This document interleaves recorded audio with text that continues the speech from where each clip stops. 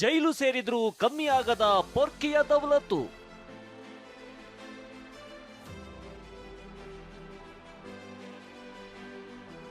Devil ಚಿತ್ರಹಿಂಸೆಗೆ D gang ಜೈಲಿನಲ್ಲೇ ವಿಲವಿಲ.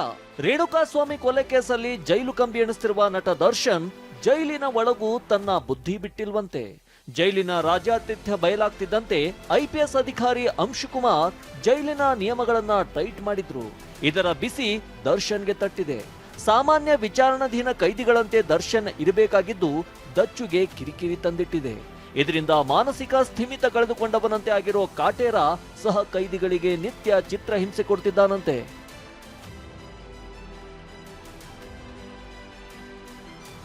ದರ್ಶನ್ ಇರುವ ಸೆಲ್ನಲ್ಲೇ 5 ಆರೋಪಿಗಳಿದ್ದಾರೆ. ಅನುಕುಮಾರ್, ಜಗ್ಗಾ, ನಾಗರಾಜ್, ಪ್ರದೋಷ್, ಲಕ್ಷ್ಮಣ್ ದರ್ಶನ್ ಜೊತೆಗೆ ಇದ್ದಾರೆ.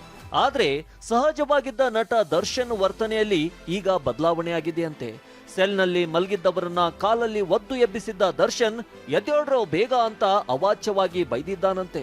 ನಾಗರಾಜ್ನನ್ನ ಬಿಟ್ಟು ಉಳಿದವರಿಗೆ ಮಾನಸಿಕ ಮತ್ತು ದೈಹಿಕವಾಗಿ ಹಿಂಸೆ ಕೊಟ್ಟಿದ್ದಾನಂತೆ. ಇನ್ನೊಂದು ವಿಚಾರ ಅಂದ್ರೆ, ಇಷ್ಟು ದಿನ ದರ್ಶನ್ಗೆ ಸಹ ಕೈದಿಗಳು ಊಟ ತಂದು ಕೊಡ್ತಿದ್ರು.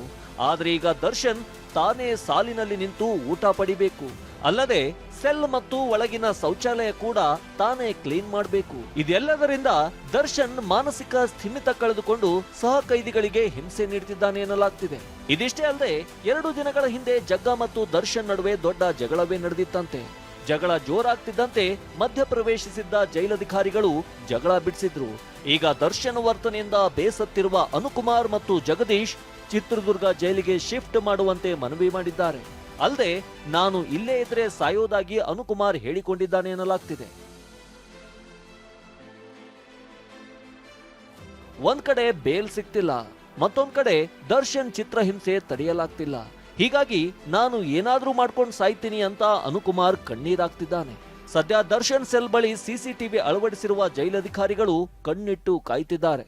Kiran HV, TV9 Bengaluru.